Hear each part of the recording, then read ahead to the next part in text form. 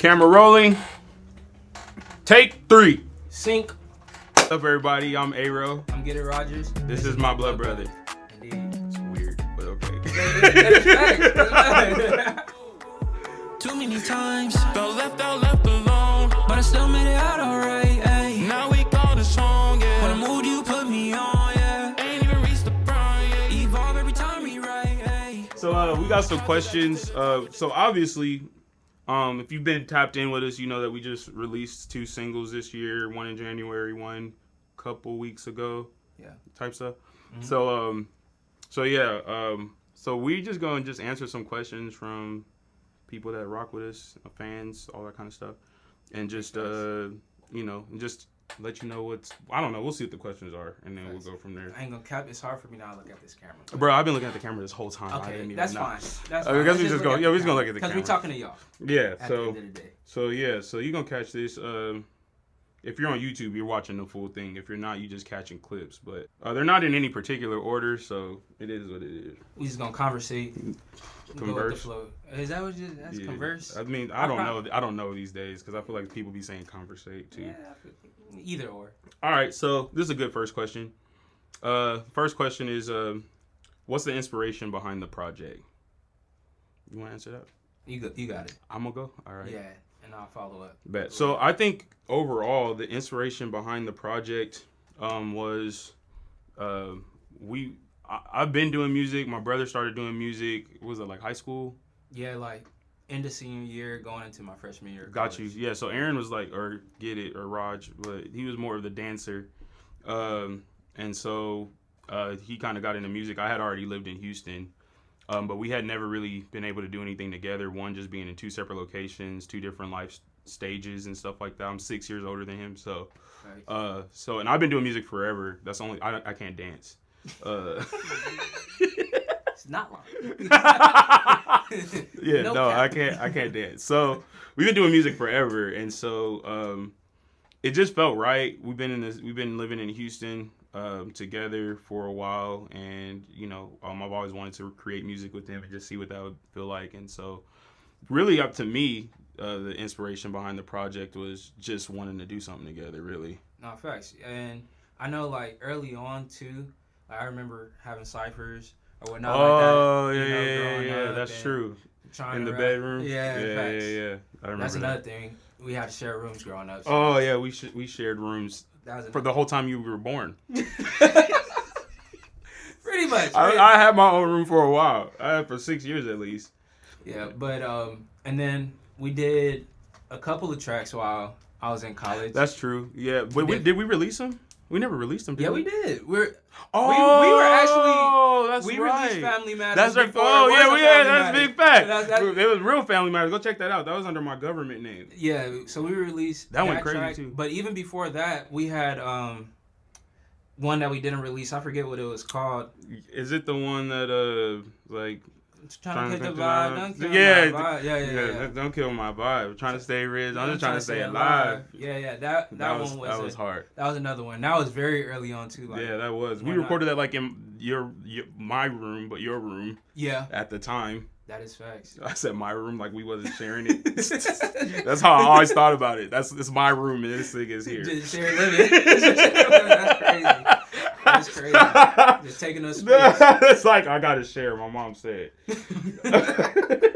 Okay. Let's see. Next question. Let's do some more about the music. Okay. What unique musical influences did each of you bring to Blood Brothers, the EP? Let's say. I would say not only because you're my brother, but you definitely did influence me on this. Just in terms of like expanding my sound. Okay. I remember I still have the video too of like us recording So Deep and you just corrected me like no like,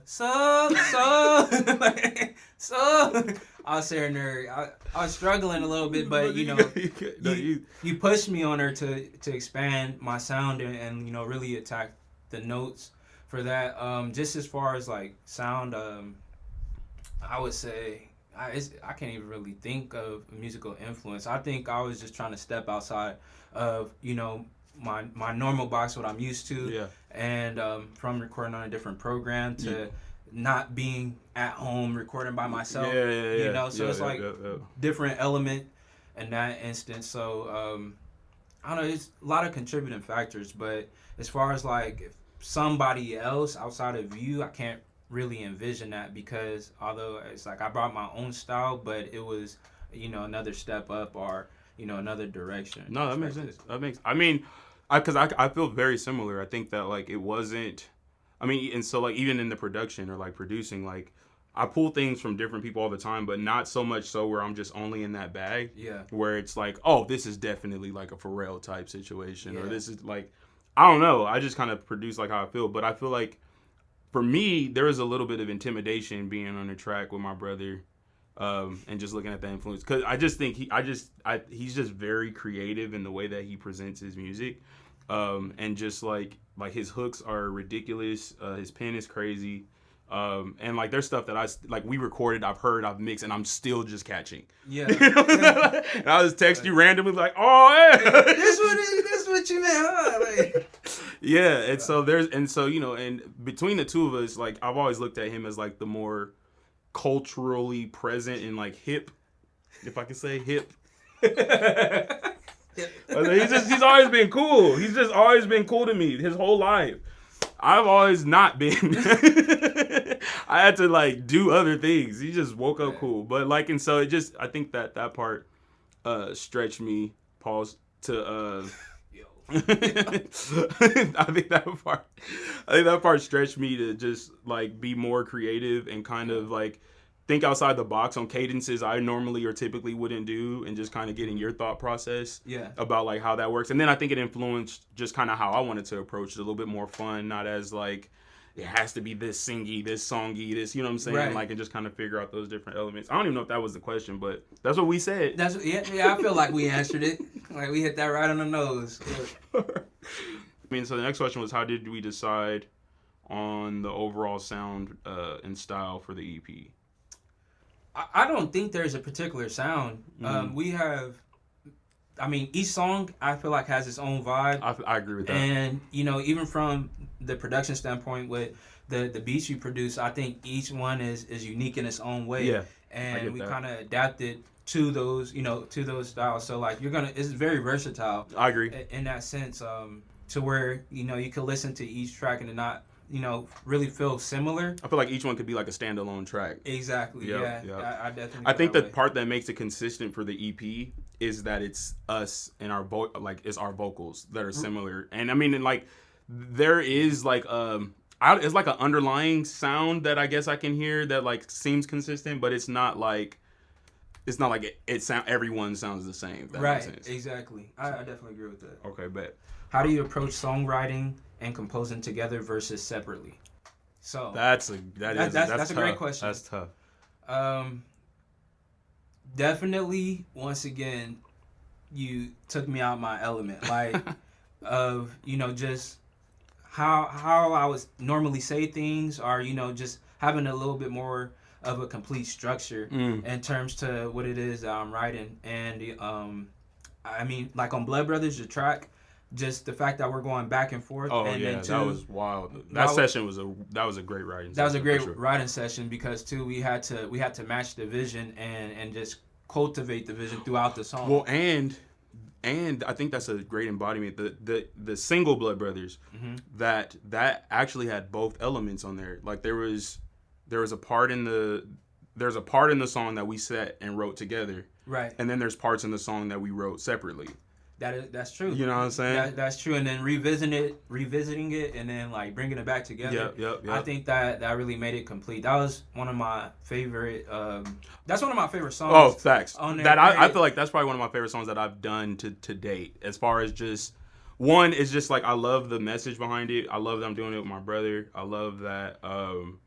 The beat changes like different times, and like our flow kind of stays similar, but we kind of move with it also. Exactly. Yeah, that was fun. That was really fun. But you definitely made me think of, you know, not only different things to say, but just telling a story, really telling a story in that sense, and being very particular with the words that I was using, how I'm gonna say this. Being particular with the words, I do be that way. I'm just laughing because I'm that one. That is me for sure. Exactly, perfectionist. We both got it though, just a different way. Yeah. That's big facts. Yeah. All right. Okay. So, how did your childhood environment influence your music? Why are you looking at it? AREAUX. I think for me, it influenced it just because. So with our parents, so we same mom, same dad, and they got divorced. I don't know if that matters to the story. It's like going it does. Yeah. It was at different points of our life. Right. One. Got you. Okay, yeah, that's true. Yeah, that's true. You had about a good 7 years. Yep. And so, our parents have two different styles. Like my mom was very big gospel, and like anytime you're in the car, you're gonna hear some gospel album. Fred, BBCC, Alonda, Hezekiah, Kirk, Donnie, like you name it. Like anybody that you can think of when you think gospel, especially like late 90s, early 2000s, like we was on that for sure with mom. Yeah.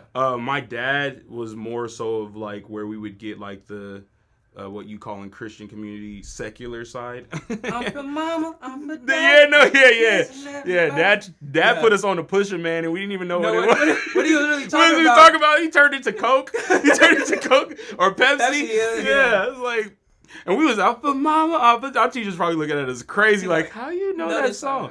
Yeah, but so Dad was very much like Bootsy Collins, like Funkadelics, Teddy Pendergrass, Luther, like.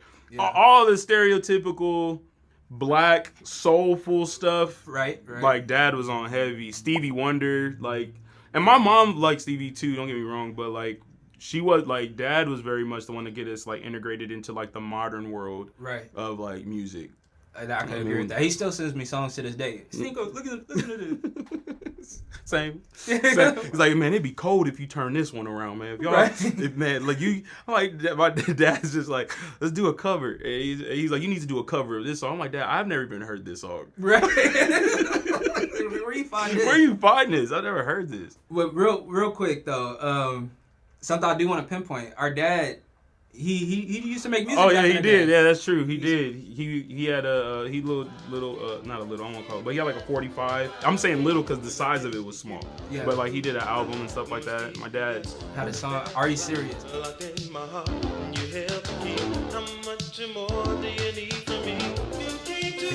Are you serious about me? We gonna have to play the clip. I remember I told you stories. I'll tell him. There's a story. I think it was like even like when I was like starting production early and I was learning about samples. I took that song and tried to sample it. Yeah. Dad was pissed. Don't do that. Don't do that. 100%. Don't do that. Don't do that. No. Why didn't you just keep it like it was? Just what I was trying to make a beat. But yeah, I think that like having those two dichotomies, one is just kind of you learn, like I think in gospel music there's like meaning and feeling behind the music. Not that there's like, I mean, it's like very intentional about the message that you're trying to get across. And I think on the feel good side of music, where I think we got to kind of catch a vibe from Dad, to me, what it felt like was like you kind of got the experience of what music does in the sense of how it makes you feel, or how it just kind of you bob your head first and you don't even really know what they talking about. You know what I'm saying? Like the intentionality behind the elements that are created in it, I think is probably like how our upbringing would be, just going back and forth. Yeah, dipping between the two. I think too, for me, just like with us being 6 years apart, we had two completely different upbringings too, and I had a lot of freedom when I was younger, so it's too much, some would say. But it's like, you know, just being able to get certain experiences and, you know, being around certain lifestyles, I feel like that kind of poured into, especially early on, into my music, just in terms of what I would talk about and what I would be trying to communicate.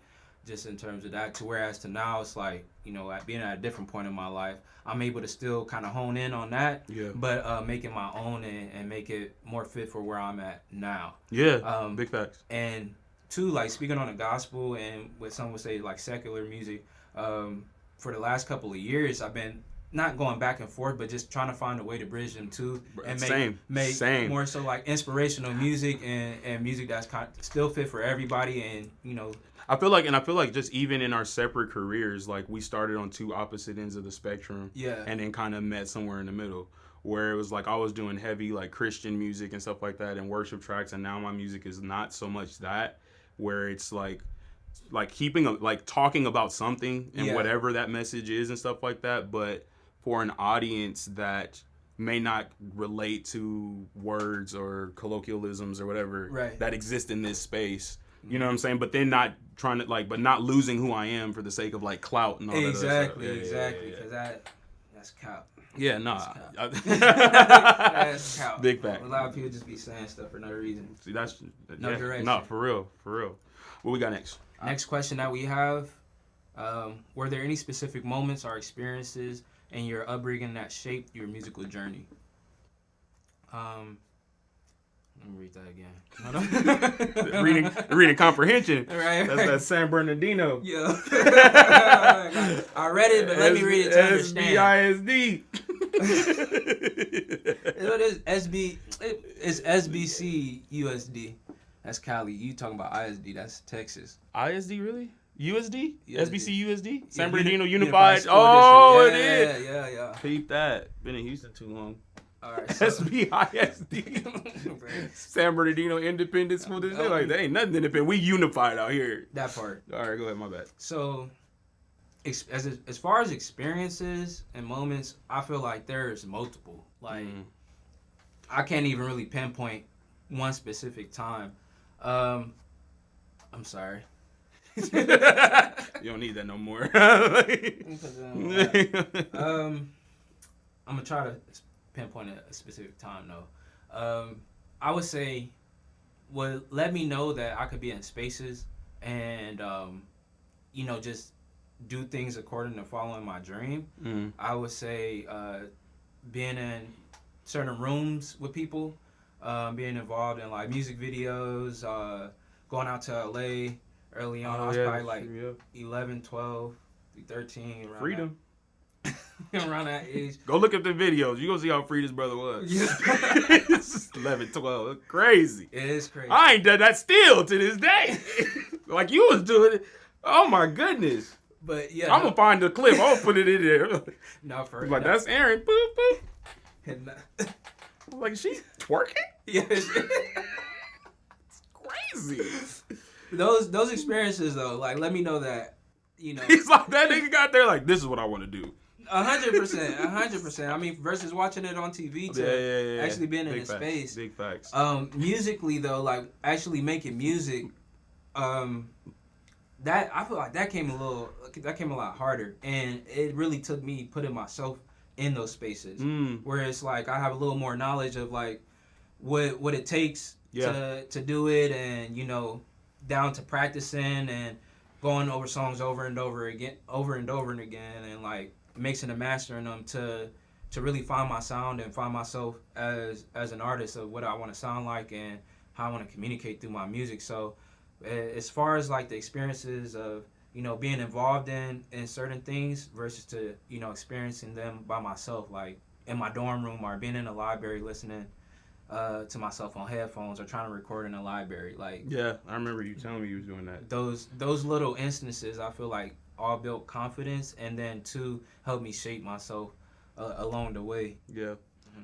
I feel like for me, I feel like I've always been somewhat involved in music. Like I was in church doing what I was doing. I wasn't out wilding in music videos. This was back when my mom had the energy, I guess. The shade.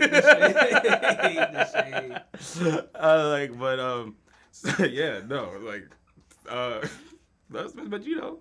Yeah, I'd be like that. No, I mean, I was jealous. I'm glad you got to do it, but dang, I'm like, man, why didn't I get able to do anyway? I'm spilling everything out. I've been wanting to tell you this for years. Can't stand you. I can't stand you. Can't stand you. You always doing everything I want to do. No. So I feel like I've always loved music. I remember writing like songs from like since I was like 6, and and I wrote a song like "You Pray Anywhere You Want To," and I would go sing it at church and expect everybody to know it, and was mad when no one knew it. I didn't know how it worked. I thought once you wrote it, everyone gets it. Everyone gets it. But yeah, so like from writing to, and then like being like singing in the church, and then me and my cousin did like a little group. We were called For Real. Oh, you and Eli? Yeah, me and Eli. Yeah, we were For Real, and we would do church tours with all the apostolic Pentecostal churches, singing our songs that we wrote. And so it was that. Then like I've always wanted to play drums, and so I learned how to play drums and would play for church and stuff like that. And then I think high school was kind of where it really like branched out, and I started taking it seriously. Shout out Miss Seifert and Mr. Brown. I'll always give them thanks. Miss Seifert and Mr. Brown. Yeah, I think that they gave me a space to express that musical side of myself unabashedly, and then also presented more opportunities to do stuff, whether I was writing songs or directing a gospel choir and stuff like that. And with that came going to a new church where I met Pops, my music mentor, and he was just sick on keys, and so I wanted to learn how to play piano, and that started me like learning piano and stuff like that, and I just took it super seriously. I was up there all the time. And just studied under him, and so like it was just I could see the progression, you know what I'm saying? Right. So I don't know that I can pinpoint like one specific moment. It's just it's always been a part of who I am and what I do. And then coming out to Houston and like recording my first single and stuff like that, and then like writing the music to it and like playing it all into like Logic. And then I was like, and someone was like, "Man, so you produce?" And I was like, I guess that is what I'm doing. It never hit me like that. Like I was like, I needed music for my songs. Yeah. And so I was making music for my songs. In my mind, I wasn't thinking about like the production part of it. And so then I just started taking production seriously, and and following people that do it well: Soundwave, Tizo, Ali, Tim, obviously the GOATs, Tim, Pharrell. Kanye, I mean, he just was a huge inspiration just in his musical ear and the way that he does stuff, and looking at all that other stuff, and like Boy Wonder and all the people now, like their drums and stuff like that. Anyway, and so I just dove deeper into that part of it, and just wanted to I guess be well rounded. Like I don't want to attack anything halfway. Like that's kind of my issue, though. I feel like that's why I be going so slow. No, I can understand that, but you're talented. Like, thank you, man. I appreciate that. From the keys, drums, sing, produce, engineer, rap. Like, not me. I throw something else in there. Rap. But honestly, it's like it's many facets, and like how you say versus me, like, oh, you could dance, I can't dance, but like I could see too wanting to pour as much as you can in each of those areas. Yeah, for sure. To where it's like, okay, well, how much time do I put towards singing? How much time do I put towards and because whenever you putting time towards something, you're not putting time towards the other things. Yeah. And so it's like you feel like a jack of all trades, but like a master of any. So like in any one of those given categories, like you're competing with someone that only does that. Right. You see what I'm saying? As opposed to using your 24 hours a day to break that up amongst the multitude. Exactly, and tend to each in one of those areas. So I'm cool with where I'm at. I'm learning to do that, but I think that it was just a bunch of specific moments for my musical journey. Definitely can relate on that, and I do want to double back and give my individual credit to Miss Seifert and Mr. Brandon, because like BSU and in high school, I mean, I was able to experience that too while I was in elementary school, and you were in high school, and just being able to get into that environment, and once I got there, kind of had those familiar faces and had those resources to where that provided a lot of confidence within myself, but Yep. also taught me a lot of things. So big kudos out to them. Yeah, and I think that the big part of that is that it never felt like it was something that they were doing for themselves. Like Exactly. you know what I mean? Like it was literally pouring into you. Yeah, They wanted and to they see was the putting best you for out in front of people and like Right. presenting you with the stage and presenting you with an audience and like giving you ideas on how you can advance the creativity and stuff like that. And then when it push came to shove, it was on you to execute. Exactly. And so it gave you the platform to do so. Oh, and learning that early, there starts to build a tenacity or a go-get-itness inside of yourself that is just like, I know I can get it. I know, exactly. You know what I'm saying? Exactly. Yeah. So shout out Miss Cypher, Mr. Brand. We love y'all. Big love. How do you both view the current state of the music industry? I'll start. Okay. For me, I think, I don't know. I feel like it's highly saturated right now, and I think it's a beautiful thing that people are able to express themselves and put their music out there, myself and my brother included. But I think in that saturation, it becomes hard for you to find the individual. Yeah. You know, like I think that like why music of years past is so prevalent and has done well and everybody knows it is because the amount that was available was a lot smaller, or how to get it heard wasn't as accessible. And so I don't like, I mean, I don't want to sound like a hater, but I just like, sometimes it's like a love-hate type thing. Like, because the industry is the way that it is, it's provided a way for us to be able to get in on some level. But I think because it is like it is, it also, you're in, but you're kind of just in a silo. And like, you know, unless you're backed by like a huge label or something like that, like you making sound through the noise is a lot harder. Right. And in this day and age, we're dependent on algorithms and stuff like that. And even to that, like, you know, like when you're on Instagram or Facebook and stuff like that, like the options that they give musicians to like, for it to be like their topic or that stick or whatever like that, like that, it's a niche that's not really a niche. Like there's like, if you play an instrument or something like that, or you do covers, maybe like that's the stuff that goes through. Yeah. But like you trying to do your own creative thing, most times you got to put dollars behind it, no matter where it's at. And, and so I think that that's kind of the first part of it. I think the second part of it is that I wish that I want higher quality music to come back. And that sounds very bougie and snobby, but I'm a musician, and so that's what it's going to be. So I'm not just listening to music to just bob along or go to the club and stuff like that, where if that's your thing, I get it. You know, like that's fine. I'm not knocking it. But for myself, like I want some of that like high quality, thoughtful stuff. Timeless. Where it's just like where it comes back. Like there's a reason why tracks live longer than just the time that it was released, right? Like when you listen to like Lean With It, Rock With It, or Bet You Can't Do It Like Me, or Laffy Taffy, like those songs take you back to a place, right? Where it's like, you know, like you're in that place, but like as far as it being more or less than a cultural moment in time, it's not something that you listen to and learn something from in the future, in my opinion. I think that it just reminds you of a good time you had. It's more nostalgic than anything.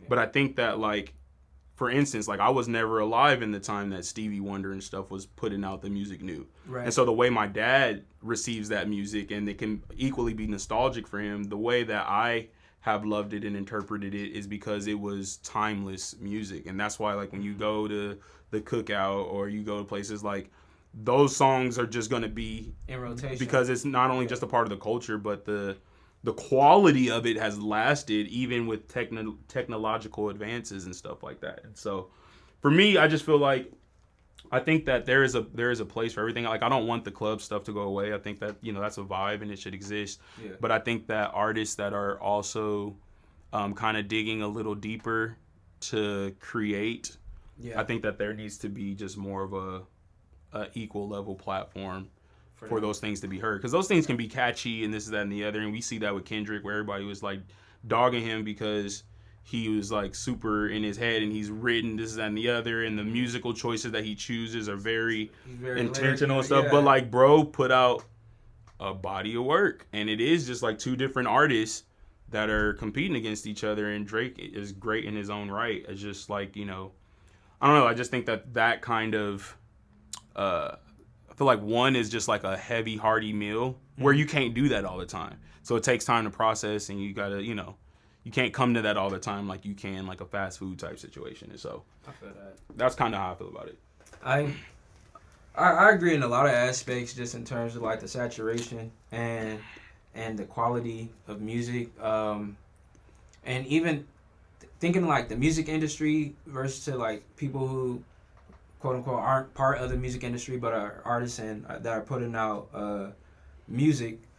I just think there has to be some type of bottom line, because it's just so many different types of music, so many different styles or whatnot. But I don't know. I just hear a lot of stuff sometimes. It's like whether you're scrolling or somebody's put something out, and for me, it's like I look for substance. I definitely like the catchy and, you know, different cadences, different flows when I'm listening to music. But I too agree that like things that are gonna last longer is the substance behind it. And two, that's kind of how, for me, I try to, you know, construct my music. Something that's easy on the ears, everybody, you know, could listen to no matter what culture you come from. Yeah. But, you know, is something you could relate to as well. And don't get me wrong, like, cause even with the upbringing, like, you gonna have your Cali sound. The East Coast got their sound, or whatever the case. The South got their sound. But it's really, I feel like, how you're composing it, and then two, how you're putting it out, because two, what you're talking about may be, you know, something that you really experienced, but I truly believe that there's a lot of people that put out music that don't talk about their experiences, and that are talking about things that are just going to be catchy and last long, to where it's like, okay, everybody's talking about the same thing. Right. Which one sounds better? Right. You know, so really trying to find a unique way to stand out and really elevate your sound. I feel like that's missed. And it's not where it's not like copycat type situation where it's just like, and that becomes the style of the time where it's like, oh well, this person did that and they blew up, and so rather than me try to do something different, I'm gonna do what they did, or try to, you know what I'm saying? Right. Exactly. Like I think there's nothing wrong with being inspired by people and like moving in a certain direction, but when it's like you can put 19 different artists on a playlist, and it just seemed like is this the same person? Like y'all got the same engineer? Like what's right. Yeah. So that's how I feel about it. But I love that everybody is itching towards creativity, and if that's your creative outlet, keep on doing it. I ain't gonna be the one to knock your hustle. That's real. Or knock your inspiration. Yeah, I'm mad if you already have a following and you decide to do music, because I feel like that's cheating. Just my personal opinion. All right, next one we got. How do you handle creative differences when they arise? I guess we don't have no creative differences because I make the decisions. That's how I feel. That's that big brother mentality.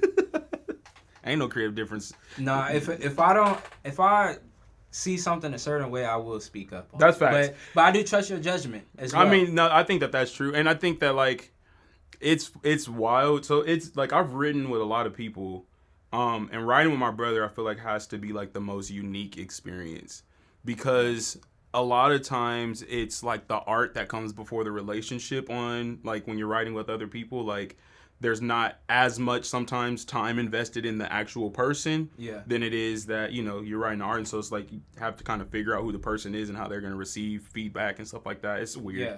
But like with my brother, it's just our relationship so far supersedes the art part of it that whenever I feel like I'm thinking of a correction or something like that, I know my brother well enough to say it how I would say it. And it just you know what I'm saying? Yeah. Like my mind isn't triggering a bunch of things. Like I don't want him to be offended, or I don't want him to like. If I don't want him to be offended, I know how to approach him to not offend him. You know what I'm saying? Or I know him well enough to know what he would take as offense, as opposed to not offense. And we've naturally always kind of got along too, and found it like kind of, in my opinion, easy to just kind of talk to each other. Yeah, facts. And so I mean, so if I think that something can be better, or I think that, you know, he can, like, hey, I need this, like, I want that line to hit. Like, it's a dope line. I love that cadence, but, like, it ain't hitting the way I think it should hit. Yeah. I say it just like that. And then you know, constructive criticism, like, you know, I don't take it any kind of way, and it's more so like, okay, you want the best. You want the best. But I feel like you're the same way with me, Yeah. where it's just like, I don't really, or that's probably not that one. You know what I'm saying? Like, exactly. like try this ad lib. Yeah. Big fact. And you great at ad libs. I suck at ad libs, and so I don't like it. I feel too awkward. But like your placement on them is just like so good, and so and that's the thing is like also recognizing like the strong points that we each have. Yeah, well, and then just and so like whenever there is something that arises, or maybe we have a different outset on it, it's like we can fall back on what we know we do creatively. Mm-hmm. And I think like you've never tried to stifle me from being who I am as a creative, and I hope that I haven't done that. No, not to you. at all. Okay, yeah, and so like even whenever it was coming to mixing your vocal and stuff like that, I was like, okay, do you like this is the sound that you want? Do you have these sounds here because this is how you want your voice to sound? Yeah. Or can I do something with, you know what I mean? Like, and so like just kind of respecting those boundaries and stuff like that. And so we start with just, in my opinion, I feel like we start with us being brothers. Right. And then I don't think that, especially in this, I'm never really fully attached to anything enough to be like, I hate you, nigga. We're not doing this. Whenever you get there, right, yeah, like I just got that type of relationship, and it's just an open line of communication. And at the end of the day, like you said, respecting each other's craft, and also trusting each other's strong points. Like for me, how I already look at you, outside of being my brother, it's like you're a musical genius, and I know the time that you put into certain things, and there's a lot of things that I can learn from you. So if anything, I'm looking at you for direction.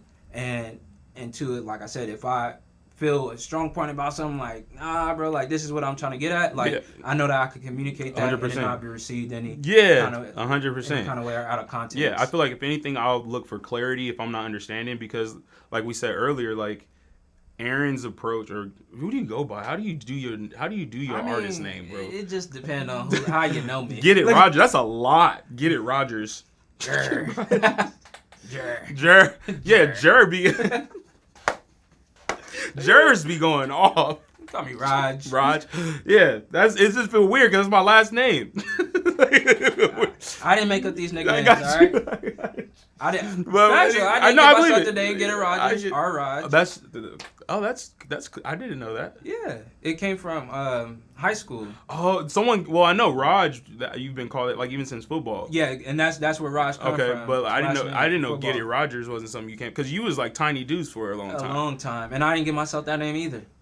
You know what I'm saying? But like, it was Tiny Deuce, and that was growing up all the way probably till I was like 17, and then Get It Rogers came from my sister Raven. She started calling me Get It Rogers, and that kind of spurred from there, and that's kind of when I made that conversion. Yeah, no, I remember Tiny Deuce was crazy, and I was like, dang, who I could be like Big Tress.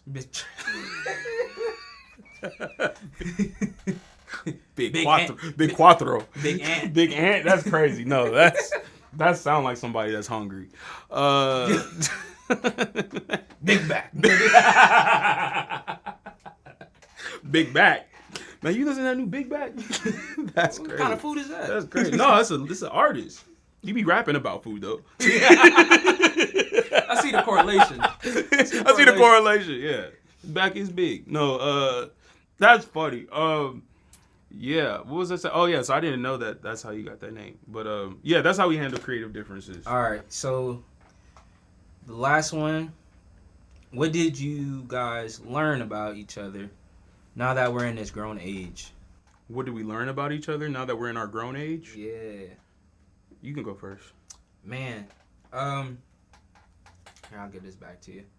Yo. What you learn? What you learn about me? Dang, that's interesting. I mean, it's really different, because we always maintained our relationship. Even when I was 13, you moved out, and from that time up until I was 22. Wow, dang. Was like the next time that we were in the same state. Yeah. Same city, and I think I'll go from the age of 13 to where I'm at now. It's like I've always had that same perspective, like this is my big brother. He's talented, does music X, Y, and Z. But I think being in a adulthood, it gives me perspective of not only like the risks that you took along the way, but to your work ethic. And that's inspirational as well. And being able to kind of understand like what those moments may have meant to you, or like what you had to go through to get to where you are now. It took a lot. And I think as a teenager, you know, I wasn't thinking about those things. I'm just like, oh yeah, my brother, he just moved to Houston and just doing his thing. But like looking at the adult side of it, like, no, there's a lot that went into it, and you really everything you have now, like you worked for. Like I was just talking about that before I came down here. It's like you work for everything that you have, and that shows too the amount of work that you put in. It's not only paying off, but it's building you as a person, and being able to see you outside of the music, just the type of husband you are, how you conduct yourself as a person. Is a lot of pressure, man. It's okay. It's a lot of, but it's real. It's like a lot of great attributes that you have about yourself that just stay in that streamline of the role model that you've always been. It's just being able to see you grow over the years and still, you know, be responsible and take care of things that need to be taken care of. So that's very inspirational for me, and I think the mindset that I had back then versus to what I have now, like, just kind of fully lays that out and lets me see it from the outside looking in. Yeah. And, you know, be able to be inspired and motivated by that. Yeah. That's dope. Thank you, man. That's amazing. 100%. That's amazing. Now say something nice about me. I'm about to. I'm thinking, though. I think it's so wild to go from being children to being adults. And like you said, like he was 13 when I left. And up until that point, he's always been my little brother. Like, you know, from the time that I was alone and my mom was pregnant, like I was always like, I wanted a little brother. And so like, and that notion for me is like has stayed the same even through adulthood, where it's just like being the oldest of four, like I feel like I take my role as a big brother pretty seriously, but I think it's just interesting to kind of look like up and then see like it's not like you're my little brother, but you a grown man too. Yeah. You know what I mean? Mm-hmm. And so like watching like his tenacity, I think the thing that I've learned from my brother the most is being willing to say yes. Like that whether you're afraid, whether you don't know how it's going to turn out, like it's an opportunity. You know what I mean? Mm-hmm. And like, you know, and so like I'd be saying, oh man, he was in these videos and he was doing this and that and the other, but like he knew what he loved to do, and there was he knows what he loves to do, and there's not really a question about if I am going to do it. Yeah. You know what I'm saying? And I think and I work with a lot of artists that don't have that perspective, where it's, you know, you just like you deal with the self-doubt and this and the other, and I'm sure you do too, but like at least the way that I perceive it or I've seen it is been in a way that's like ridiculously inspiring, because like I see that now in my adult life. I'm starting to say yes to opportunities. Like I'll tell you about something that happened and I'll sound like nonchalant about it or whatever like that. You like, bro, what you talking about? Like, why you just say it like that? 100%. So I'd be like, oh, like, and that makes me reframe. You know what I'm saying? It's just because like I think that like not just saying yes, but also just like learning to celebrate. Like I am a perfectionist, but I will be a perfectionist and try to get away with spending as little money as I can. Like try to like, not this guy. He's a perfectionist, and it's gonna be Steven Spielberg on this.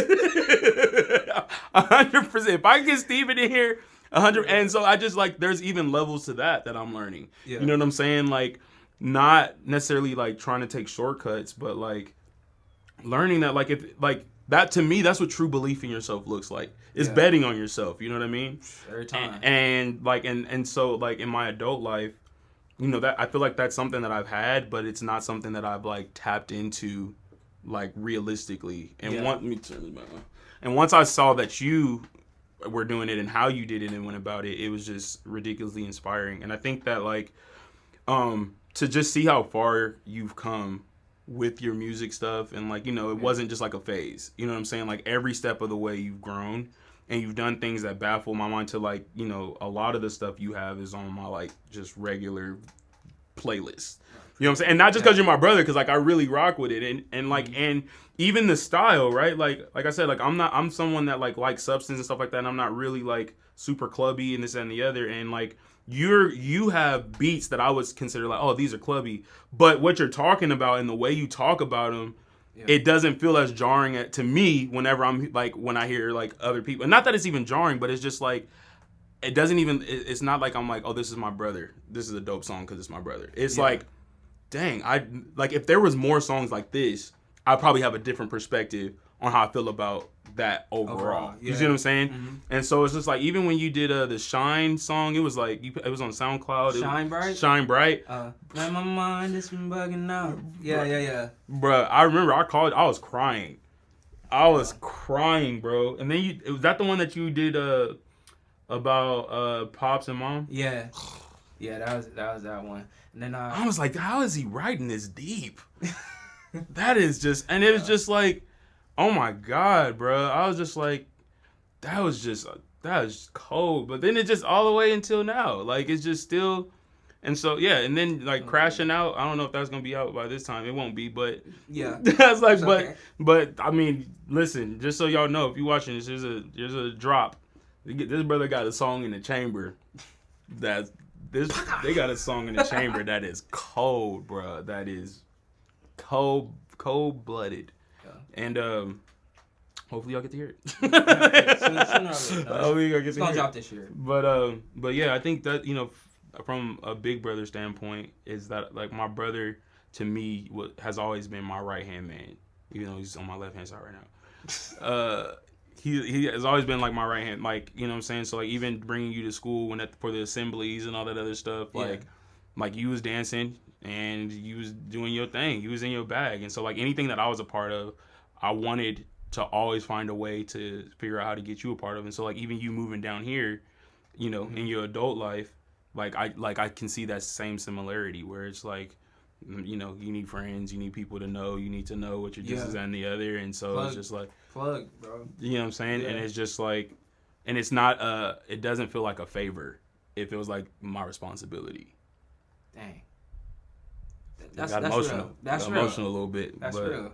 Yeah, so yeah, man, and so like, you know, it's been great just kind of being able to be here in adulthood, and I think that like, you know, we went through one of the hardest things in our life, losing our mother, you know, in our adulthood, and being here together, and just like, you know, not having to be separate and away for that, and for like, you know, us to all be here, really just kind of, and then the way we rally behind taking care of her, taking care of the things that she needed taken care of, like you know, like you were saying, outside of the music stuff, like same way, bro. Like, yeah, it's tough. I'm for sure number one in responsibility, but he number two. And we got 4 of them. Lauren and Danielle about to be like, this is where they go turn the video off. You know, lies, all lies.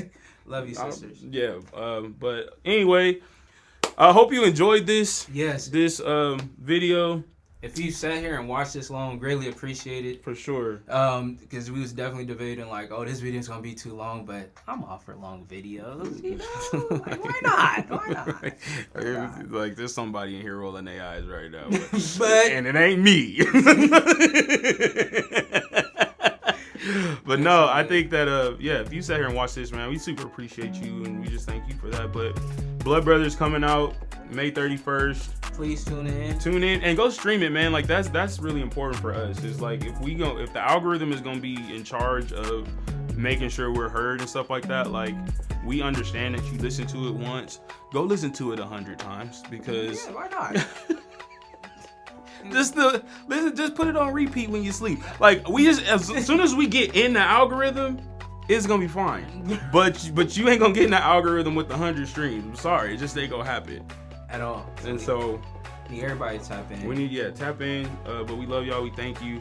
I'm AREAUX. I'm GetItRogers. We're the Blood Brothers. This is my blood brother. We're the Blood Brothers. Brothers. No, cut it. Give me a high five. All right, that's where we're cutting.